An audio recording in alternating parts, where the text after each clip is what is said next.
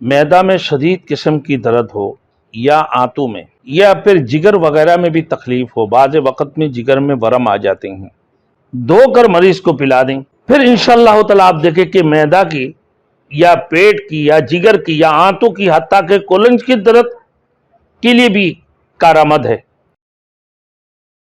Thanks for watching. Don't forget to like, comment, share and subscribe to Maulana Habibullah Rohani official.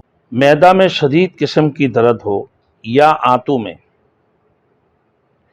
या फिर जिगर वगैरह में भी तकलीफ हो, बाज़ वक़्त में जिगर में वरम आ जाते हैं, जिगर खून नहीं बना रहे होती, जिगर में तकलीफ होने लगती हैं, उसको ज़फ़रान और अर्क़ गुलाब में भिगवा कर उसकी रोशनाई से सूरतुल आयतुल कुर्सी यानी आयतुल कुर्सी लिख कर उस मरीज को धोकर उस पानी को पिला दें।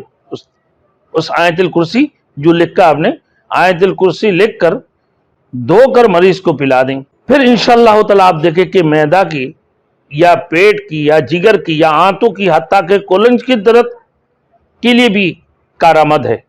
ये मफीद है, मुजर्रबुल मुजर्रब अमल है।